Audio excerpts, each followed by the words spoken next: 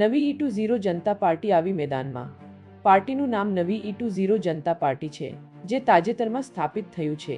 નવી E20 જનતા પાર્ટીએ મેદાનમાં પ્રવેશ કર્યો। પાર્ટીનું નામ નવી E20 જનતા પાર્ટી છે, જે તાજેતરમાં સ્થાપિત થયું છે।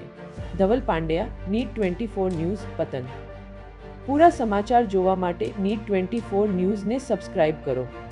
પ્રેસની અંદર જોવા મળતા હતા એ પ્રકારના બેનર્સ, પોસ્ટ, રીલ્સ બધું એમણે ઇન્સ્ટાગ્રામ એકાઉન્ટ પર, ટ્વિટર એકાઉન્ટ પર મૂક્યું છે અને કોકરોચ જનતા પાર્ટીના મેઇન હેન્ડલ પરથી પણ આ જે એકાઉન્ટ છે ઇથેનોલ જનતા પાર્ટી E20 જનતા પાર્ટીનું જે બેનર છે એને પણ શેર કરવામાં આવ્યું છે।